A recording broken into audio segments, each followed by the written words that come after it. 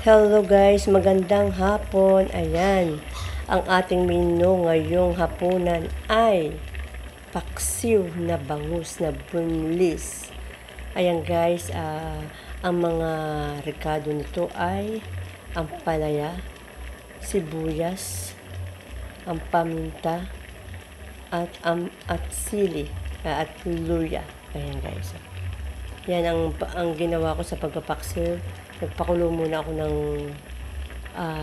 kaunting tubig at saka suka, tapos nilagyan ko ng sugar na kaunti. Yun daw pala ang magandang pagpapaksiw. Kahit hindi mo nalagyan ng mga bitchin, ng mga kung ano-ano. Mawawala yung lansa. Ayan guys, oh. Malapit ang maluto yan. Ito ang aking ulam. Paksiw na bangus.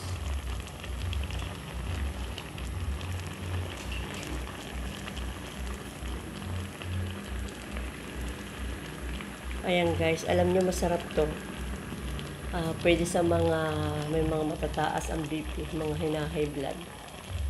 Diba? May bawang na yan, may sibuyas, may luya, may paminta, at ang palaya.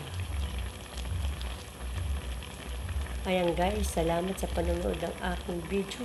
Thank you for watching guys, and God bless you all.